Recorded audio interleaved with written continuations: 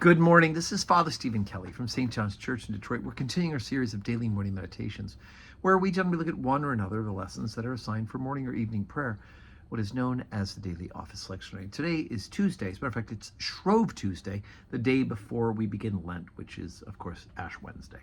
And so we, in addition to having our 12:15 Holy Communion service and our 4 o'clock evening prayer service today, we'll be having a Shrove Tuesday gathering, pancakes and punchkis, and of course a little trivia show, a little trivia contest for fun. So we start serving at 6 p.m. And probably start the trivia about 6:45. Not a late night, but a fun night nonetheless. One last hurrah before we head into the fasting and discipline of Lent. So let's take a look at the lessons assigned for morning prayer today from the book Genesis, chapter 18, beginning at verse 20. And the Lord said, because the cry of Sodom and Gomorrah is great, because their sin is very grievous, I will go down now and see whether they have done altogether according to the cry of it, which is come unto me, and if not, I will know. And the men turned their faces from thence and went towards Sodom. But Abram stood yet before the Lord.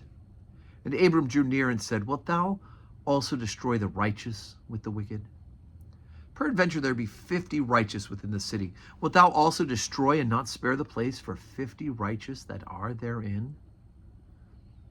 It be far from thee to do after this matter, to slay the righteous with the wicked, and that the righteous should be as the wicked, that be far from thee. Shall not the judge of all the earth do right?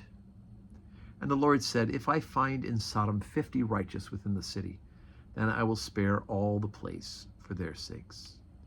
And Abram answered and said, behold, now I have taken upon me to speak unto the Lord, which I am but dust and ashes. Peradventure there shall lack 5 of the 50 righteous. Wilt thou destroy all the city for lack of 5? And he said, if I find there 40 and 5, I will not destroy it. And he spake unto him again and said, peradventure there be 40 found there. And he said, I will not do it for 40's sake. And then he said unto him, oh, let not the Lord be angry, and I will speak. Peradventure there be 30 found there. And he said, I will not do it, if I find 30 there.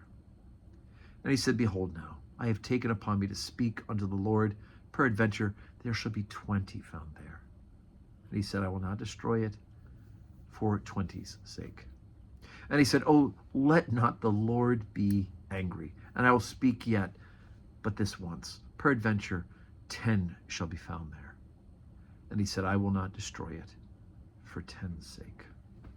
And the Lord went his way as soon as he had left communing with Abram, and Abraham returned unto his place.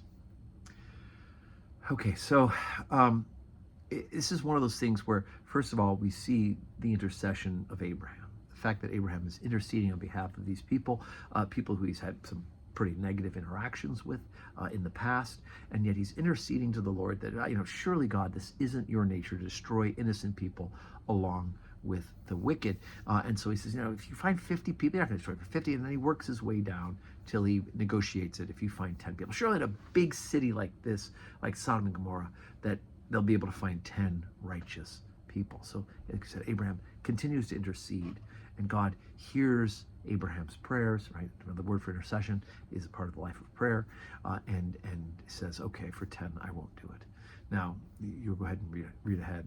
Unfortunately, God doesn't find the 10.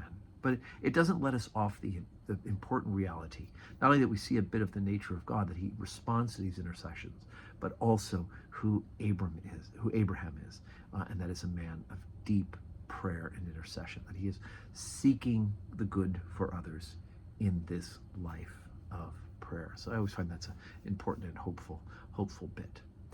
So as you said, today's Shrove Tuesday. I do hope to see you in church, and pancakes if you can make it, and may God grant us a Tuesday, a Shrove Tuesday, that is full of blessings.